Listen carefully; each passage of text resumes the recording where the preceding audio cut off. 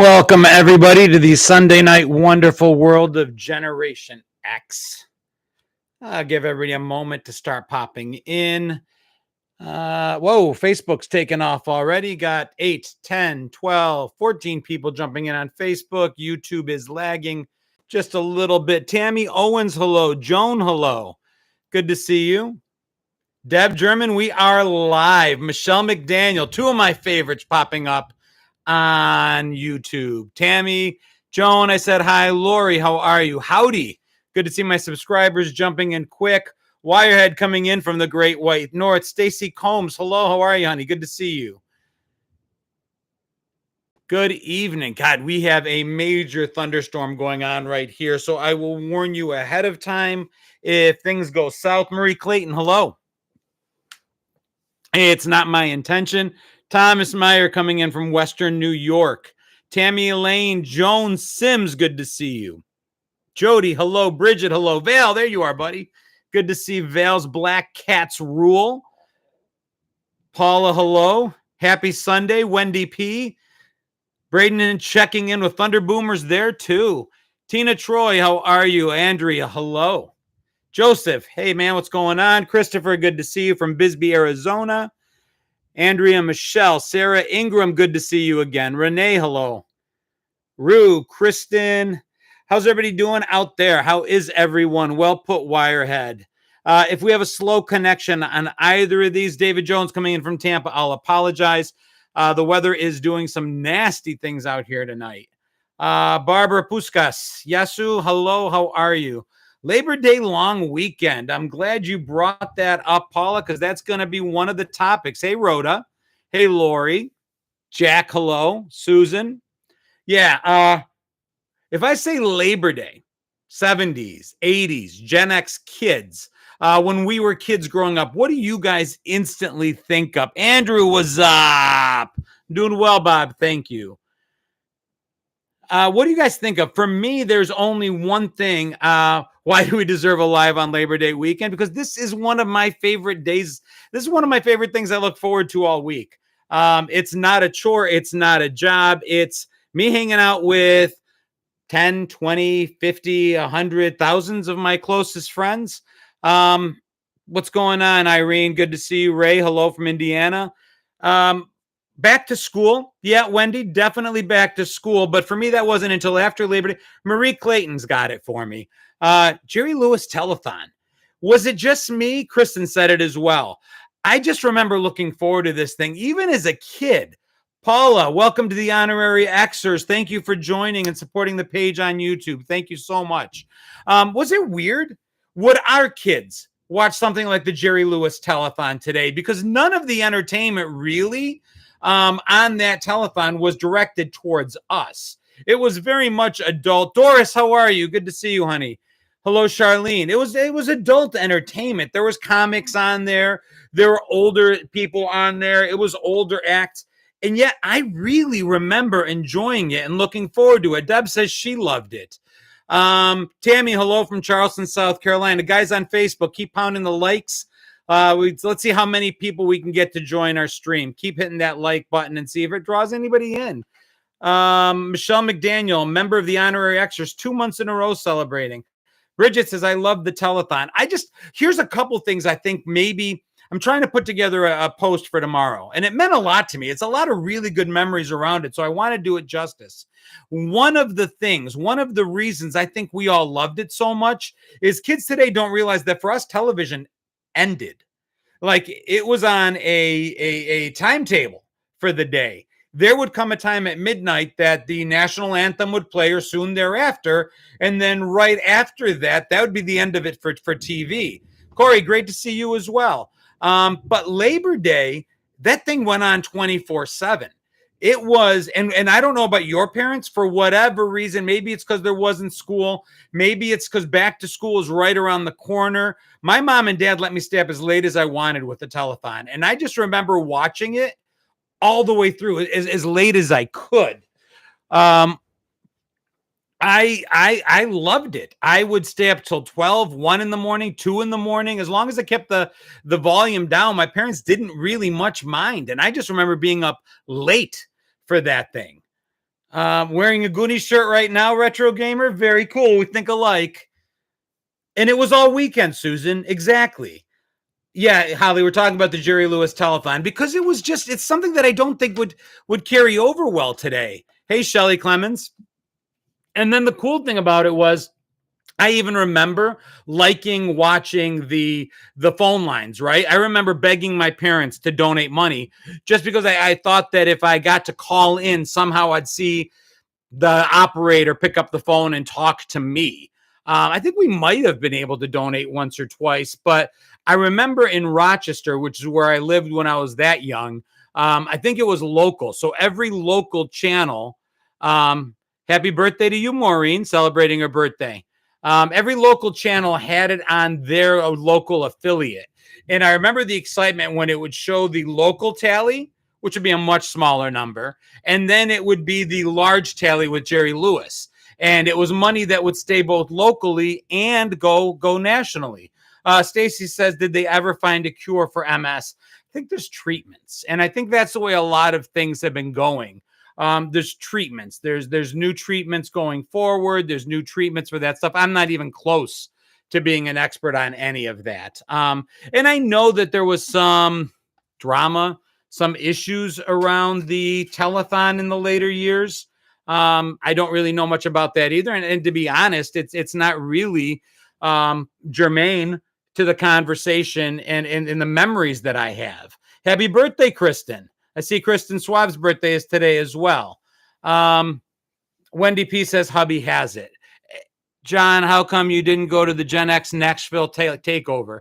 Mary, just short answer, just wasn't invited. It wasn't something that I was invited to participate in. We all do things sometimes where we collaborate together, and sometimes it's smaller groups. This particular one, the four that are doing it, were working together on this, and I hope they have an awesome time. It looks like a great time. But especially since I just got back from Buffalo, I am not ready to travel or drink again anytime soon. I just wore my Bad News Bears Tanner jersey to a baseball game. Dude, that's awesome. I got to add that to the merch shop. Was a bail bondsman, I think, was Bad News Bears donor, like their sponsor, if I remember right. Deb says, give me a Tiffany. Why am I not getting that, Deb? We're usually on the same page with our jokes. That one I'm missing. Hey, Sue Ditmore, good to see you. Jerry Lewis was good, but looked run out by the end of the weekend. Well, and dude, he was on basically 24/7 for 48 straight hours. It was amazing. Hey, Mickey, good to see you. I had an amazing time in Buffalo. Favorite piece behind me. There's a lot of great stuff. There's this Raised on the 80s book is by my buddy Chris Clues. And it's just an incredible book with a lot of great memories. The Atari 2600, trying to do this backwards, right around there on YouTube, there on Facebook. There's just a lot of good stuff. It keeps getting added to all the time. I'm blessed that you guys send me stuff constantly. First time I had commercials during a live YouTube, unforgettable. I'm not sure what settings might be with that. I hope it wasn't too long.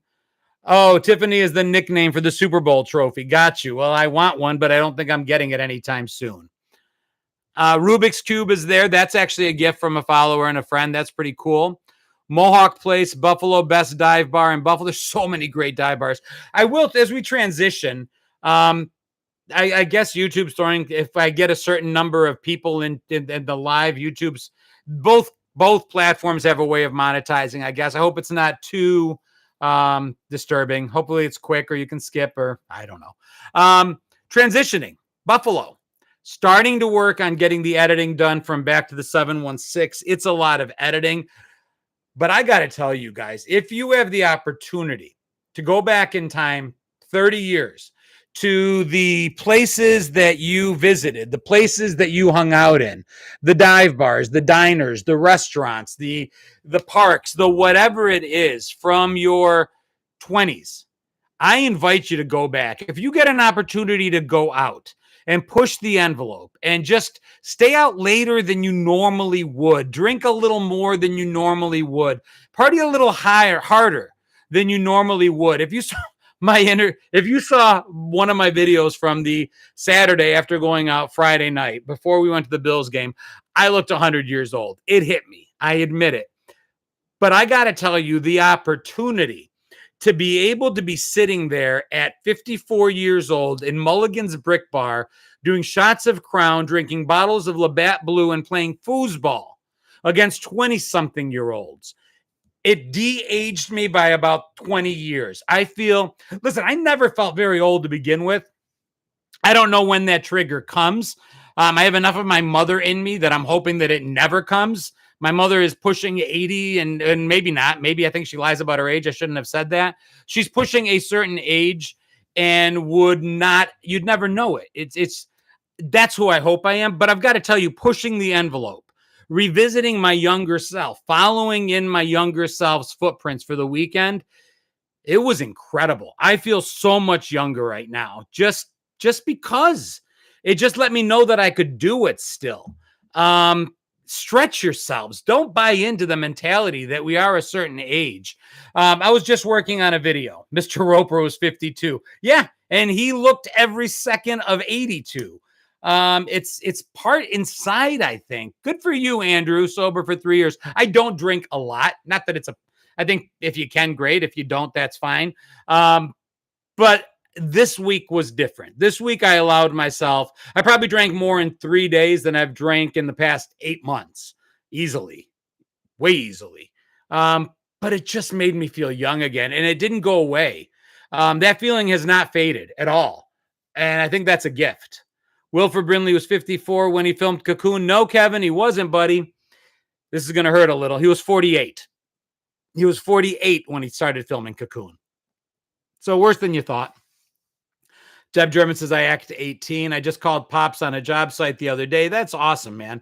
I just did a video. I haven't released it yet, but I was doing math in my head. And this isn't amazing math. It's pretty easy to get. But here's the deal. I'm 54 years old. So 10 years ago, I was 44 years old, right? Yeah, that's easy math. That's not the math that bothers me. The math that bothers me is 44 years old was 10 minutes ago. And yet in 10 more years, I'm going to be 64 years old. That's the math I can't get on board with. At what point does a trigger go off in our heads that says, okay, you're old now? Or because we're basically an untriggerable generation, is that never going to happen for us? Does the X in Gen X really stand for a variable that you can put in any number you want at any given moment? You know, that whole 30 at 15 mentality, 15 at 30. No, Tammy, I'm not going in a bad place. It's just, will it matter?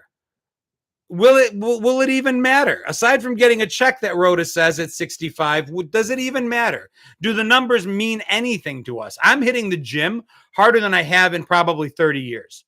I am doing everything I can to de-age physically. Mentally, I got it covered. Mentally, I am still that Toys R Us kid. Cindy says in 3 years, she'll be 60. It's messing with her head. We'll be 21 until we die, says Retro Gamer Gen X. Michelle says 39.95 plus tax. My age, I tell everybody. It's a number, but I don't think it's going to mean to us what it meant to our silent gen parents.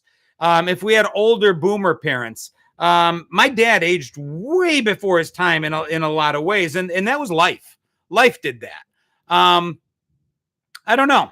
Try to work out with sciatica. Colleen, absolutely. Physical things can happen at any age, though. I had friends that had early onset psoriasis related. Help me. There goes the brain. It'll come to me. The old Anison commercials where their joints hurt, where you get swollen knuckles. What the hell is it called? Not dementia, although it feels like I've got it right this second. I'm gone. It's gone. Senior moment, major senior moment. Talking about not being old. Arthritis. Thank you, Marie. Thank you, Paula. Thank you, Paulette. Jeez. But yeah, psoriasis-related arthritis. She was in her 30s when it started hitting her. So, I mean, it can, yeah, exactly, Lori. Listen, anything can happen at any age. I lost one of my best friends, my college roommate, when he was in his 40s. So thank you, Laura. Arthritis. Age doesn't stop us necessarily, things in our bodies. But all that being said, I am really doing everything I can. I'm putting accountability photos up every time I work out, not because I want to bug you guys with those photos, but like my buddy Jeffrey, him and I are going back and forth. We're kind of setting up this little bit of a competition. And I just want to show that I'm there because it means a lot to me. And I want to just remind people that, listen, if all you can do is walk, walk. If you like lifting heavy things, picking them up and putting them down, lift weight. If you'd rather be on a treadmill or just swimming, whatever it is, something. Thank you, Penny. I appreciate it. Just to remind you to do something, because I honestly do believe that physics comes into play. A body at rest stays at rest. A body in motion stays in motion. My friend Katie Jane says one of my pals from college just helped her sibling throw a 90th birthday party for her mom. Her mom was our age when we all met at college for the first time. It goes like that. We all know it does. And yet sometimes it doesn't. I don't know. I look at my 12-year-old and she was a baby a minute ago. But on the other hand, I just remember being a kid and it feels like it was a million years ago. I don't know. Time is that. If there's one theme tonight, it's that X. It's the X in Generation X is the variable. And I just think that we live that variable. We're X years old. We have X number of limitations. Fill in the blank. Make it work for you. My husband saying is motion is lotion. It is. I feel better than I have in forever. Cindy reminding me that I have CRS. Can't remember stuff. But I think my content proves I remember a whole hell of a lot. Just moments, not senior moments. I've had these moments all my life where I can't think of something that's on the tip of my tongue. So it's not age related. Go X yourself. I love that ICU dog. It's not the age, it's the mileage. It's not the mileage either, Wirehead, because just like a car, if it's long distance mileage, those don't hurt as much, right? Right? It's the short trips that beat up the car, not the long trips. Hey, Teresa, good to see you, sweetie. Hey, Maura. I look at my baby and wonder where the last 30 years went. She now has 2 kids. There's a Greek saying that when somebody says, where did the years go? The answer, the refrain is, we lived them.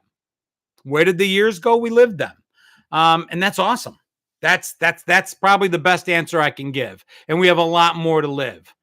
Remember high math, X is an unknown variable. Who knows? And that's just it. We were given the X variable in Generation X, and it was intended at the time to be a variable. They weren't exactly sure what to call us. It's not like we came after Generation W, like the Gen Y millennials or Gen Z. Wait till you hit 60. I was just talking about that, Sue. It's there. I just don't think it matters. I just don't think it matters anymore. Because I remember people telling me, just wait till you hit 40. I remember people telling me, just wait till you hit 50. I don't think it has to matter anymore. So I don't know. Wirehead is definitely a card. I've aged like fine milk, says Wirehead. 60 next year for Deb German. 2.5 years away for Cindy. How do you deal with the over-emotional Generation Z? I don't. Because they'll deal with it. Listen. I've got 2 daughters. One is Gen Z. One is on the cusp of being Z and Alpha. And I tell both of them all the time that life will deal with them like it dealt with all of us. I say a million times, life is an unfair and impartial instructor. Life will teach them all. It will just happen. Yeah, Rue, I know that. Just wait until. Holly says 40 was great, 50 was not. I'm loving both so far.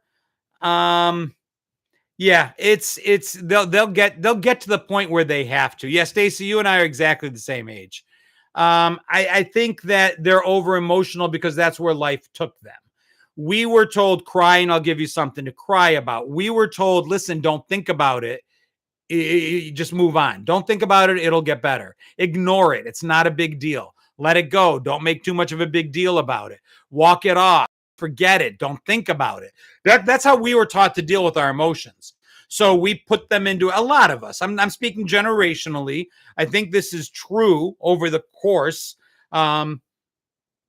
When am I going to send you that shirt, man? Hey, I fought long and hard at a thrift store to get this. Hey, Sue Klein. That just knock me off my train of thought again. Damn it, this is not a tough day. I'm also listening to the thunder blare behind me, and it's kind of scary.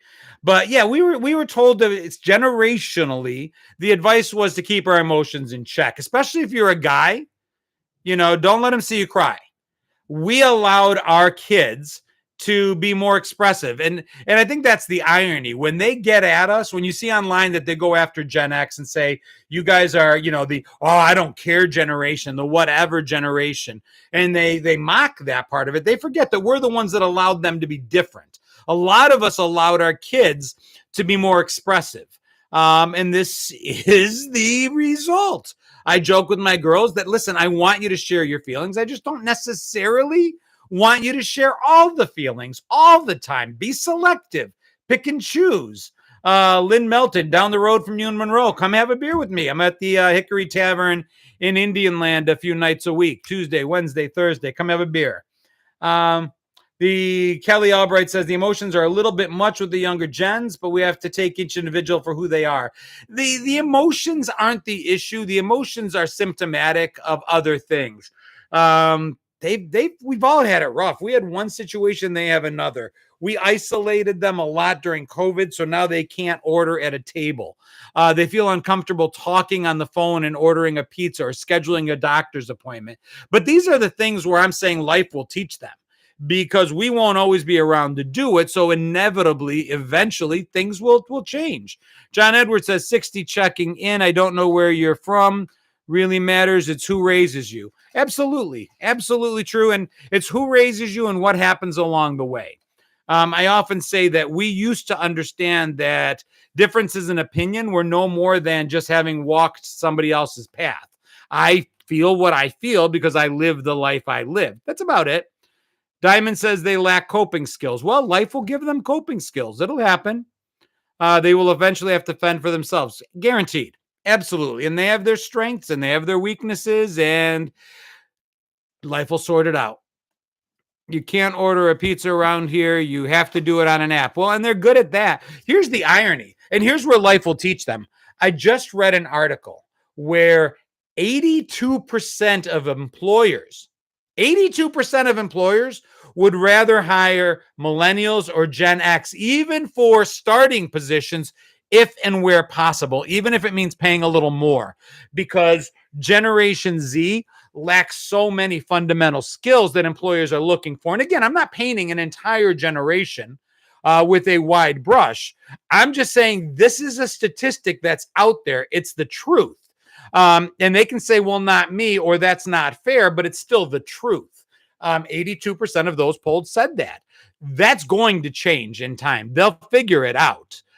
Something like 40% had to fire a Gen Z employee within the first 3 months of hiring them because of unprofessionalism. Here's the fun part. When leaving the office, a staggering percentage of them say I love you to their coworkers instead of goodbye.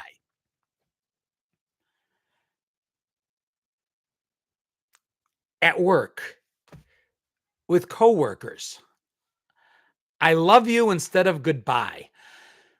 Listen, I love you guys, right? We're the first generation that was able, guys, we were able to hug each other. So, we're a little more affectionate with those that we're close to. Yeah, D, I'm a damn Yankee, but here's the deal. I've heard that Southern joke before. And for those on Facebook, the Southern joke is, what's the difference between a Yankee and a damn Yankee? A Yankee visits and goes back up north. A damn Yankee visits and stays. But D, check your history. Civil War, the North won. It just took us this long to occupy. We're here now. We finally came down. We realized, gee, it's really nice down here. And I have no intention of leaving. Yeah, so we give the bro hugs. We get it. But I love you on the way out the door from work seems a little bit much for me. Hey, Sarah Rubin, better late than ever. I call everybody hun like my mama did. Yeah, I can see that. I think I know a few people who told you they loved you every night they left Fairies. Different kind of work, different kind of scenario. At a bar at 4 a.m. after some drinking, I'm pretty sure we all told everybody we loved them. So good point there, Katie. Yeah, so listen, I love my close friends. I love my family. I'm a fairly emotional guy. I'm good with all of that. I'm just saying that it's Kelly Albright says, love you, man, after drinking is a different thing. Fact. Just a bit much. This cold, dead, dark place that I call is not walking out of the office saying I love you to everybody in it. Just not going to happen. See ya. Bye. I call everyone guys. That would melt down Gen Z. Yeah, I do it too. Gen Z thinks everyone wants to know their personal preferences. We don't. Listen, I have no hate in my heart for anybody that hasn't harmed me, my friends, or my family directly. If somebody is more comfortable me doing something, saying something, treating them in a certain way, let me know. It's not moving mountains. I'll be happy to do it. If it makes them feel better, I'm good with that. Just don't expect me not to know what I don't know. That's all. Love you too, Stacy. I work with several high school and college-aged kids. Many of them have no sense of being on time. That's the other thing the research paper I read said, that they have time blindness, they call it. Just not that important to be on time. Whereas I remember Mr. Joe Gallo was one of my first non-family employers. And Mr. Gallo was a pretty stereotypical Italian guy. And when he said you need to be at work at 8, you needed to be there 15 minutes to 8, because being early was on time and on time was late. Love you, John, and your channel. Thank you, Maureen. Love you right back. See, we can do that. Crazy Joe Gallo. Just kidding. Well, Pitfall Harry wasn't exactly crazy, but the man knew what he wanted, and he knew what he wanted us to do. And he's the one that I do remember. Mary Trzynski, missed you in Buffalo this week, honey, but we will be back. Hopefully we can catch up with you next time. His favorite saying was, if you don't find second gear, I'm going to break my foot off in your ass. He wanted us to do what he wanted us to do, and when we did it. Kristen says, hey, you guys from the electric company. I was going to do some research in that, getting on a tangent. It was from the electric company and later on the Goonies, and I'm not sure if the two are related, but I will find out. Italians were the best to work for as they taught us work ethic. That's the thing, Darren. He was a tough guy, but if I had a school event, and I was the kind of kid that did a lot. I got to travel abroad. I got to go to Washington. I got to meet President Reagan. I got to do a bunch of speaking engagements in high school due to some things that I was involved in. The man always said school comes first. So that was what the silent gen, what the bosses we grew up with, what the adults in our lives were like, I think. Hey, Paul Guthrie. The adults in our lives back then were tough on us. Teachers were tough on us. Parents were tough on us. Teachers and neighbors, anyone that knew our full legal name had every right to smack us around a little bit. Not saying any of that's right, wrong, or indifferent. I'm just saying that's the way it was. So they were tough on us. But at the same time, they really did all take a hand in raising us. I think when parents are working as much as our parents did, when moms are single mothers for the first time in history, really, because divorce exploded when we were kids, when kids are home alone for the first time, generationally speaking. And if you're a boomer and you were home alone, I get it, but that wasn't the norm. It became the norm for us. And then after us, it was no longer the norm, because then daycare came along and laws which said you can't leave an 8-year-old home alone. But when that happens, when kids are home alone at 8 years old, neighbors started paying attention. Your teacher helped raise you. Your parents had help with the neighbors. Everybody kind of got involved, and they were tough, but damn if they didn't really have our best interest in mind. We are definitely a more independent generation because of how we were raised. Samantha, I think that is irrefutable. Chris Allen says, John, I'm about 2 hours from you. What's the name of the bar you work at? Hickory Tavern in Indian Land. D. Turner says, it took a village. It took a community. I think that phrase got co-opted and it turned political, but our communities raised us. How many of you remember riding your bikes? It was a weekly event that somebody almost took me out while I was on my bike. Mr. Parker, Mr. Wagner. I remember riding my bike, not looking where I was going, and the next thing I knew, I'm on top of Mr. Paul Dean's trunk, looking up through the windshield, seeing that angry face, and immediately they're like, Treaties, when I tell your parents what happened, because they didn't want me to get hit, because they didn't want me to die. They didn't want me to unalive myself. I mean, the joke is our parents left the house and said, try not to kill yourselves. And that was about as much parenting as we got. But the truth of the matter is we didn't try very hard very often. So yeah, people were looking out for us. I remember getting home after going to the Marketplace Mall in Rochester, after not going to school, driving my buddy Keith Reynolds' 1978 Ford Mustang piece of crap. We skipped school. We went to Marketplace Mall. We spent the entire day there thinking we got away with it. And I got back home and went to my parents' restaurant. And my dad immediately knew that I was not there, that I was not in school. Somebody saw me at the mall, blew me in. They all blew us in. Our parents had the best network of narcs whose only job it was to find us, see us, and blow us in. My son wiped out on his scooter 5 blocks from my house. I had 2 phone calls before he made it back to my house. That's the way it should be. I remember wiping out on my bike over the handlebars, got something caught in the spokes, and the neighbor came out, woke me up, treated my coma, bandaged me up, and sent me home. Have you tried MD 2020 in a can yet? I haven't. I have it in a bottle. You right there for Facebook. Right there for YouTube, next to the Everclear. Boom, right there. Just haven't had time to drink it yet. Had time, haven't had the inclination. Riding all day until lights came on. Yeah, I was literally, Your Excellency, great name, a hood ornament many, many, many times. Nicole says same thing, except it was Eastview Mall. First time I was alone at home, Friday the 13th was on, scared to death. Well, that's a great topic, Chris. The other thing is that I don't think we talk about enough. We talk about how us Gen Xers were never really afraid of anything. We watched Jaws at 9 years old. We saw Friday the 13th at 12. We were alone. We did all these things. And I think that's a mistake. And I think kids are missing something in the interpretation. What they're not understanding is we had to learn as really young kids to learn how to live and function in spite of fear. It's not that we weren't afraid. We were normal 8 and 9-year-old kids who ate breakfast staring at pictures of lost, possibly kidnapped children on our milk cartons every day. We knew fear. We understood fear. We felt fear. But we still had to function anyway. We still had to come home from school alone.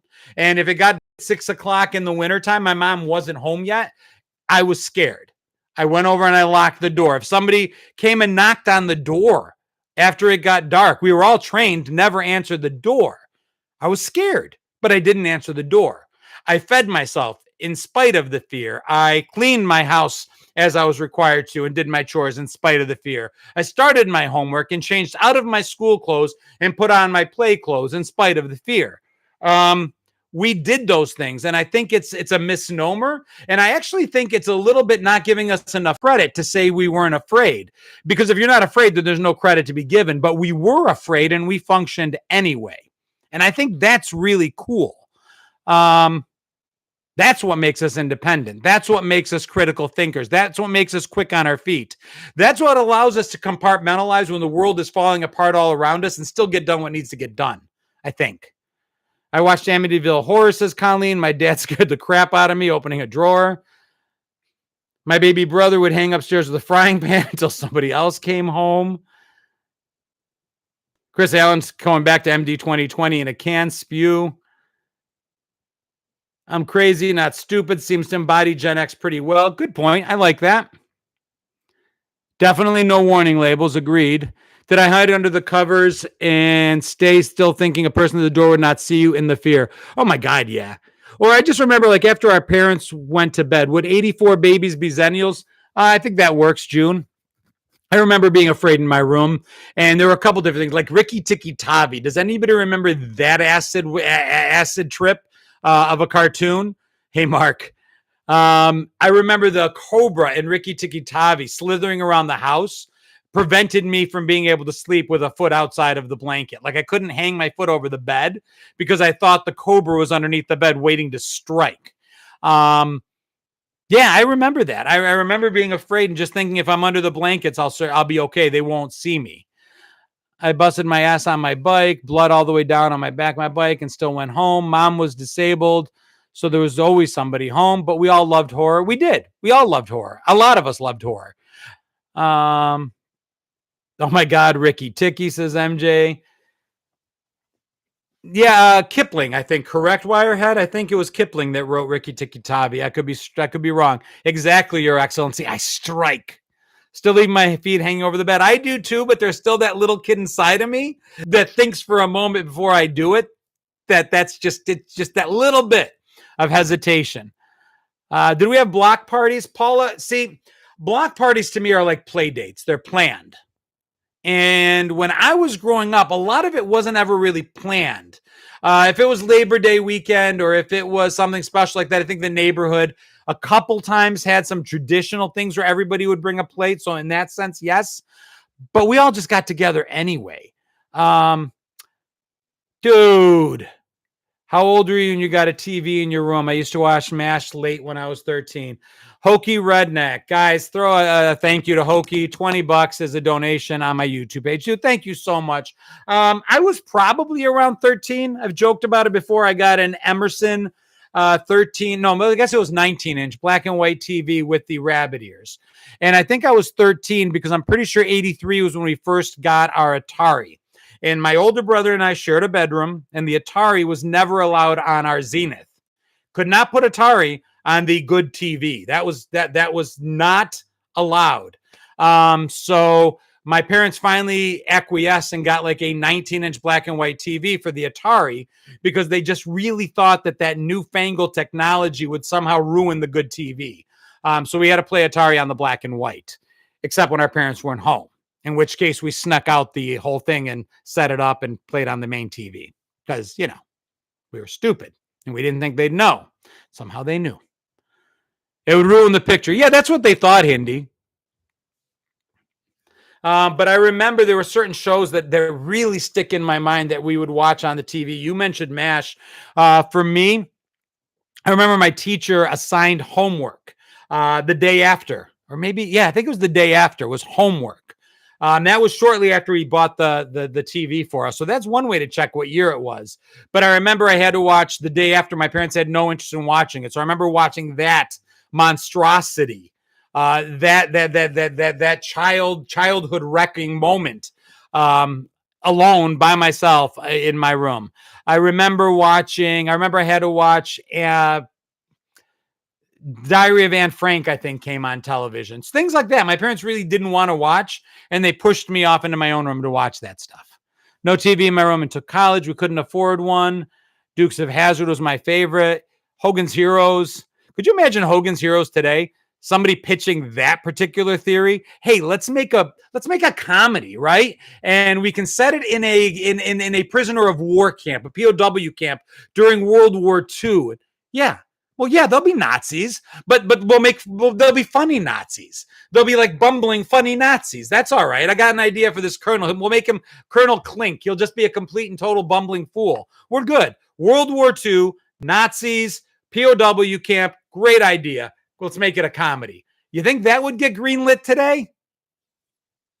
I don't think so. Flying monkeys were the worst. Somebody must have mentioned Wizard of Oz. I did a video on that not too long ago. Scared the crap out of me. Stacy says that so would not fly. All right, so we all agree. I'm not even going to wait for the answers. It wouldn't fly. Should it?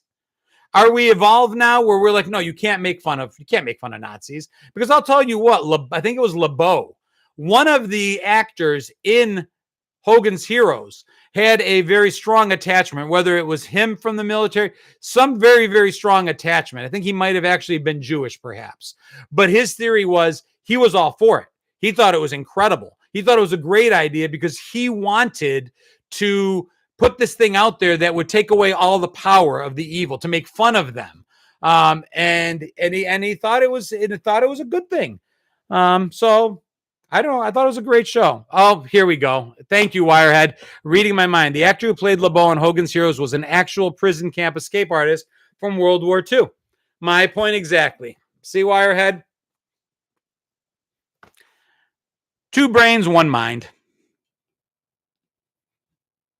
My stepmom and I used to watch the Golden Girls and Nanny together. Many of the jokes went over my head. I didn't realize just how well written the Golden Girls was. I mean, come on, as a 20-something-year-old back then, you would never think I would watch Golden Girls, and I didn't. But now I can appreciate it. It's kind of funny that I'm older than some of them. Great minds, dude. No, unforgettable. Nothing funny about World War II. That's not the point, though. The point is you can. Well, I'll disagree with you. There was something funny about World War II. Was Hogans Heroes. They found a way. They found a way to make us laugh at the atrocities that were there, and in no way took away from the atrocities, but they took the power away from the Nazis. And it had been so close. I mean, it was not even a generation later, as you can prove by LeBeau, who was a POW camp attendee. So I don't know.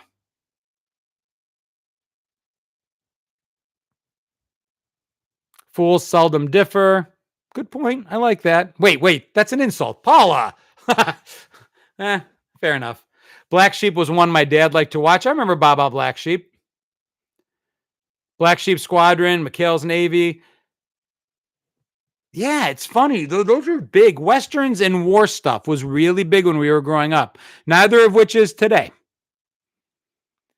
They say Golden Girls was mostly ad lib. I believe it. Geniuses. The women were incredibly intelligent. Comedic talent. Just awesome. Good night, everybody. Be safe. Thank you for being here, Karen. Have a great Labor Day weekend. Gen Xers can always find the humor in anything. Exactly, Tammy. And I'm not saying that there was humor in it. I'm saying that they took something that in no way had any sense of funniness about it and found a way to laugh at the absurdity that they created. That might be the best way to put it. I remember hating Hogans Heroes as a kid, but I think it's because a cartoon came on another channel at the same time. Kim, exactly the same reason I hated the Waltons. It was nothing necessarily about the Waltons that I hated, except that I'm pretty sure in my memory it played against the Star Trek reruns that I so desperately wanted to watch, and we didn't yet have a TV at the time in our room, and so I missed Star Trek every time my mother would realize that Goodnight John Boy was on. Damn, to break the grief, I made jokes the day my mom died. We did the same when my dad passed away.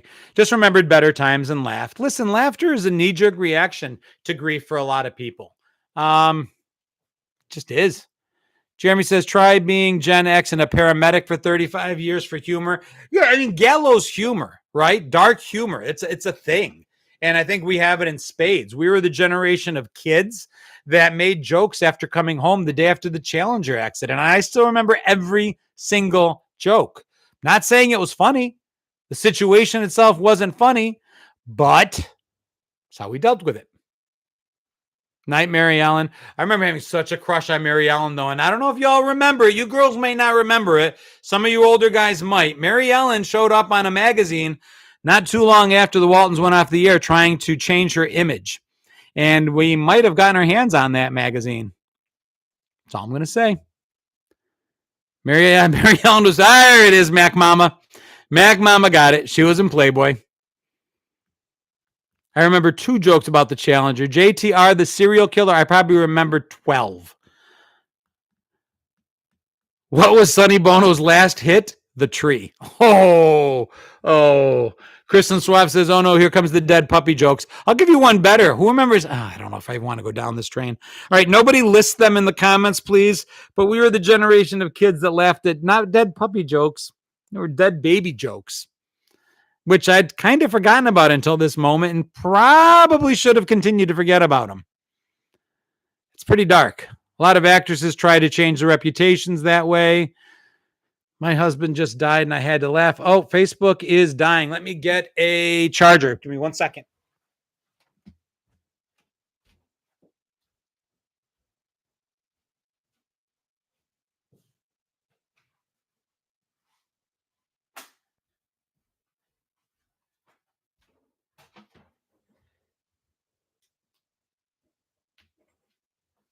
Hopefully I'll get it in time. All right. There we go.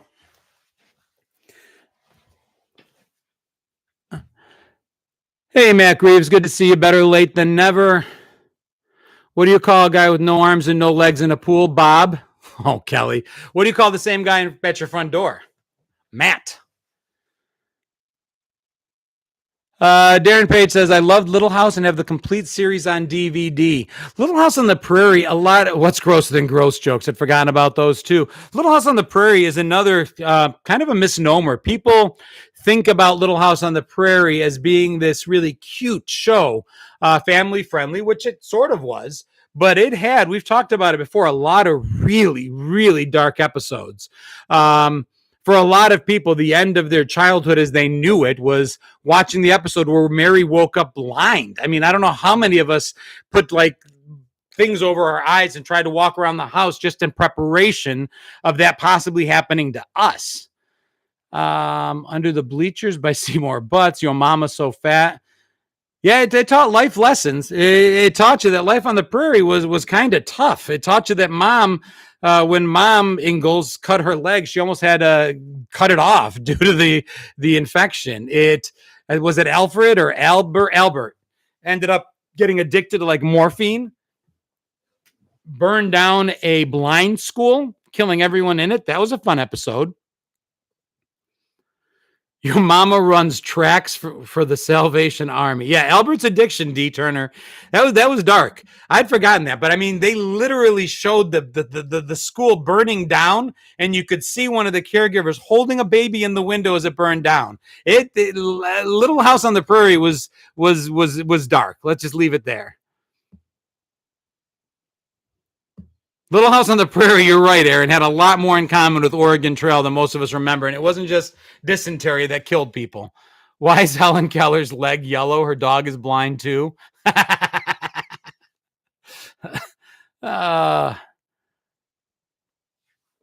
Your mama jokes could start a riot. What's a woman with one arm and one leg? Eileen. Oh, my God. Kmart and Michael Jackson. What are Kmart and Michael Jackson? What have I started here? Dude, I'm not even answering. I'm so glad I stopped reading that question. Pa didn't really want Ma. Did you ever notice that? Tracy, I think you might have missed some. Did you ever notice that Was Born died? This is still the best show on Facebook. Thank you, Darren. It's great sharing memories, man. We run the gamut. It's kind of cool. What about Benny Hill and Hee Haw? I never liked Hee Haw. I don't know why. It just wasn't my thing. Benny Hill, I thought was hilarious. My older brother, I remember, liked Benny Hill. Thought it was funny. I opened up a can of worms, Cindy. Sooner or later, we generally do. But yeah, Benny Hill. More than a little inappropriate. That's what we liked about it. Saturday Night Live was still good. It has its moments. All the Helen Keller jokes gave me a thicker skin. Frank Zappa, don't eat the yellow snow. Cindy hated Benny Hill. Well, to be fair, I don't know how much of it I loved because I thought it was funny or how much I loved because of the subject matter. So, tough to say. My youngest son heard the song Come On Eileen and said, Mom, that song is so perverted. I swear it took me days to figure out what he meant. A lot of our songs, we didn't really know what they were about at the time, though. That's a good one, Kim Sapp. I like it. Shebop. I never knew that Shebop was about what Shebop was about. Come on, Eileen. I think I'd still have to look it up. Frankie Goes to Hollywood and Relax. Don't do it. I wasn't sure at the time what it was he was saying not to do. But yeah, a lot of our songs were a little less obvious than some of the songs are today. Now, some of them weren't. I mean, some of the hardcore rap and stuff still put it right out there. But some of it, Little Red Corvette. I honestly, to this day, I know what Little Red Corvette's about, but I don't make the connection necessarily. Yeah, Latanya just came up with that. Little Red Corvette. Little Nicky was another one, Like a Prayer. Like a Prayer, you gotta feel sorry. If you can feel sorry for a major corporation, Pepsi didn't know what they were buying when they paid for that song to headline their commercial because it aired once and they had to pay for the whole thing and never could air again. Pink Cadillac got me on that one.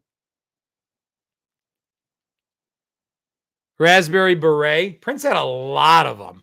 Supposedly Turning Japanese is another one. Like a Virgin was kind of out there. Rick James, she's a very kinky girl. Again, Stacy, that one's kind of telling us right in the title, though, no?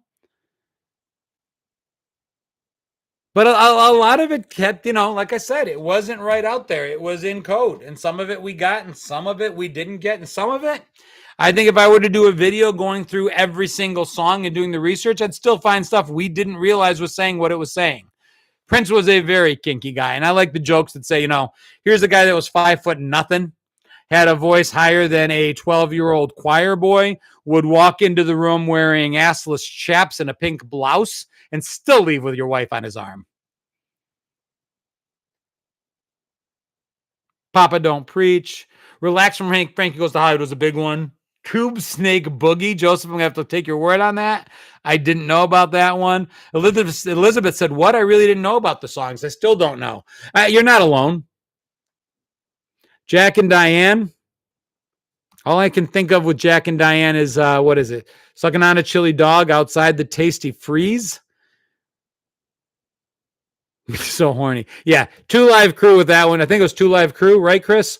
Didn't hold back. That said what it said. ZZ Top Pearl Necklace. Kristen Suave coming in.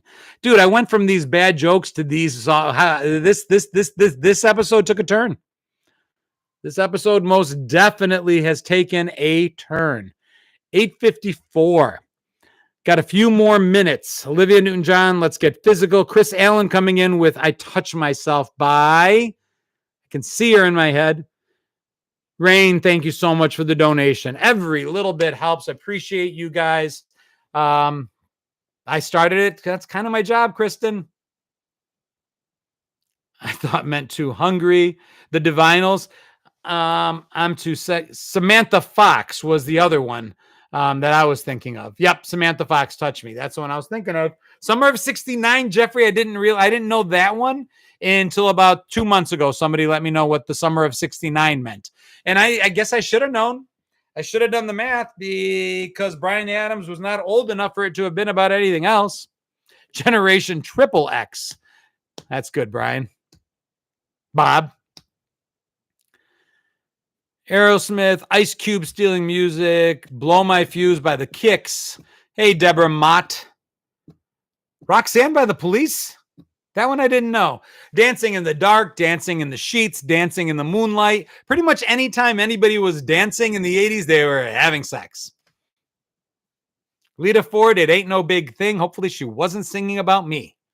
House of the Rising Sun by the Animals. Don't know that one. I mean, I know it. I just didn't know it had anything. I'm on Fire by Bruce Springsteen. I guess I could see it now. Don't Stand So Close to Me. All right.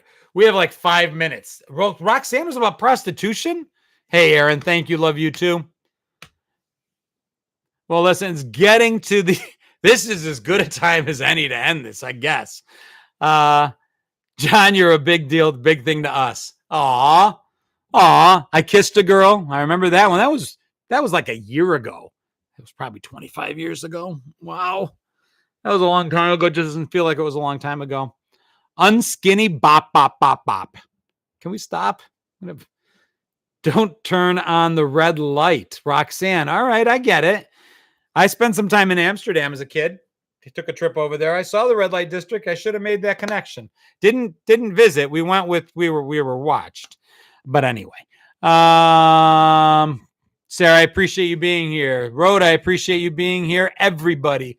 Michelle, thank you so much. Bridget, thank you so much. Guys, I appreciate it. Michelle with $20. Bridget coming in with 5. Sheila coming in with a couple. Guys, it just means everything in the world to me. And I hope it's not a big deal to you. No one should ever feel they need to subscribe or join or donate. But those that do, thank you so much if you can. Pitch on Facebook. If you guys want to join us on Facebook, you can subscribe on Facebook. Go right to my page and go ahead and click subscribe, and you will join a bunch of us in a private Facebook group. It will cost you all of 99 cents a month, which is less than a Starbucks coffee. Hell, it's probably less than Frontier charged me to try to get a refund back after they left me stranded in friggin' Orlando. But we won't go back on Frontier again. I'll never go back on Frontier, period. But anyway, yeah, go ahead and subscribe on Facebook if you guys haven't already. Go to my main page. Those of you that are Facebookers, hit subscribe and join our private little Facebook group. And then you can see all the fun stuff that y'all post in there, because I make a point of not posting in there so I can see what you guys do. But I do get a lot of ideas from there. So I appreciate you guys doing that tonight and continuing to post in there, because it helps a lot. So that's to my Facebook people. To YouTube guys, thank you so much for those that have chosen to join. There are a bunch of different donation levels there. You can be an honorary X-Men. You can be a Gen Xer, a Gen X Avenger, basically anything and everything. Doesn't much matter what you guys do. And if all you choose to do is share the content, leave a comment every now and then, hit a like button, put it on your page, turn your friends onto my stuff. Appreciate any and all of that stuff. Jennifer, thank you so much. Rhoda is going to be back on YouTube next week. Mark, have a great night. I appreciate all you guys do. I'm going to keep doing what I'm going to do. Kristen says this $1.98 a month is killing me. Drop me a Venmo and a DM. I think I got a couple bucks I can pass your way. Dudes, I cannot thank you enough. Keep doing what it is you guys are doing. Keep the page growing. There's so much amazing stuff coming. I can't even begin to tell you some of the stuff that I'm hoping will work. Econ, welcome to the Uncanny X-Men.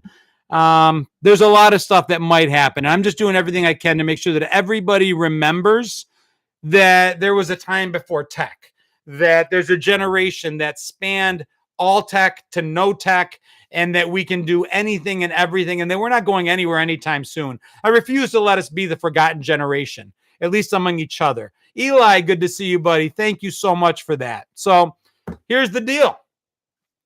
Keep watching, keep sharing, keep Gen Xers assembled. And if you're around Tuesday night at 7 p.m., I will see some of you on Take My Followers to Work Day. Dude, we should pull an all-nighter, Tammy. That's not a bad idea. We'll work on that. And I think we could do it easily. Those of you on YouTube, I'll see Tuesday night on Take My Followers to Work Day, also known as Tuesday Trivia Night. I think tonight, this Tuesday, it's going to be a music bingo. So come prepared to listen to a lot of music from the 70s, 80s, 90s, and beyond. Otherwise, I will see you back here. Same bad time, same bad channel. Deborah Mott, I do want to go out and see Beetlejuice when it comes out. Actually, a mutual follower is one of the writers of that, so I definitely will. Darren, great show. I'll DM you later. Feel free, man. I'll see if I can make sure to catch it. See you guys next week. Same bad time, same bad channel. Have an awesome Labor Day weekend. Be good to each other. I love you guys. Peace.